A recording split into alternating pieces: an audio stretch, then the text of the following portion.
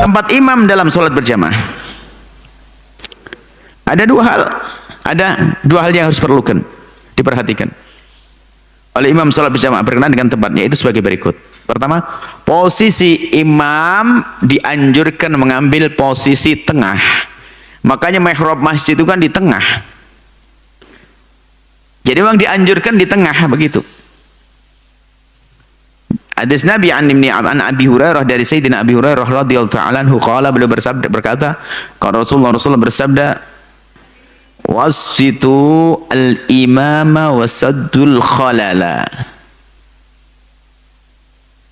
Tengahkan imam, maksudnya letakkan imam di tengah dan tutup, padatkan, rapatkan barisan yang masih renggang. Jadi imam di tengah. Berdasarkan hadis di atas, maka tempat imam mihrab di masjid pun otomatis harus dibuat mengikuti penempatan imam, yaitu berada di tengah. Di tengah. Seperti gambar, imamnya di tengah. Kemudian yang kedua lah ini. Ini yang sering kadang ada, tidak dianggap sebuah kesalahan yang sifatnya makruh, salah makruh, oke. Jika tempatnya disunahkan tempat imam merata dari tempatnya makmum, nggak usah ditinggikan. Cuman orang awam kadang-kadang imam harus spesial, ditinggikan dikit. Sudah mihrab sudah benar, tambahin, kan? Kita melihat di situ ada, di sini kok dinaikkan sedikit, naik 5 cm, jadi tempatnya imam lebih tinggi lagi. Beda sholat berjamaah dengan khutbah. Kalau khutbah dianjurkan kita ngambil tempat tinggi semacam ini, karena khutbah itu kisahnya seorang khatib bermuwajahah, berhadapan dengan wajah audien.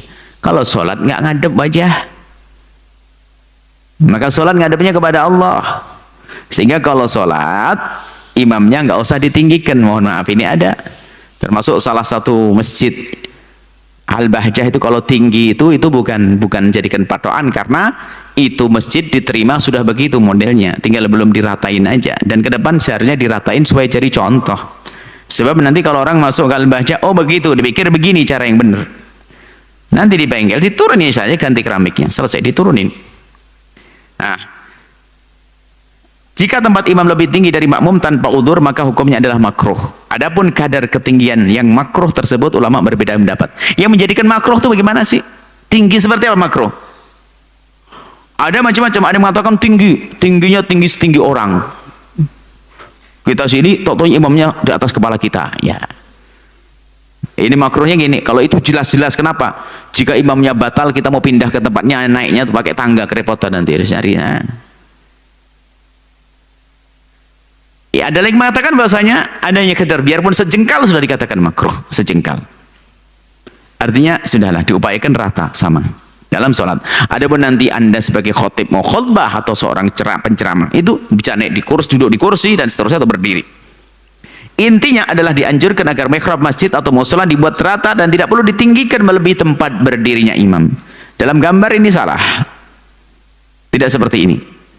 Ada sebagian masjid yang sudah dibangun begitu, sudahlah, nggak usah rame, nggak usah ribut, tinggal nanti kalau ada rezeki diratain.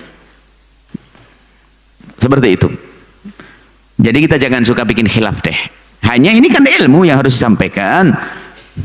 Kami sampaikan di salah satu masjid Al-Bahjah pun ada yang seperti itu. Cuman karena masjid itu kita terima dulu sudah begitu dan belum sempat dirubah.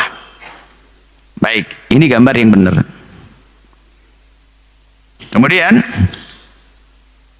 sampai di sini insyaallah. Ke depan ada lanjutnya. Jadi ini masalah-masalah dalam menyempurnakan, ada kesempurnaan untuk melakukan sholat berjamaah. Mohon kepada para imam, perhatikan ilmunya kan gak susah.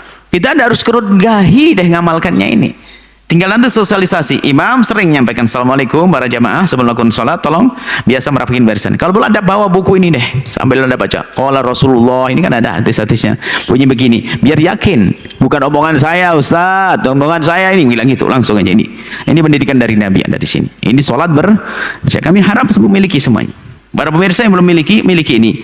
Jadi kalau Anda insya Allah dengan buku kecil-kecil ini, bukunya buku ringan-ringan, ada buku-buku.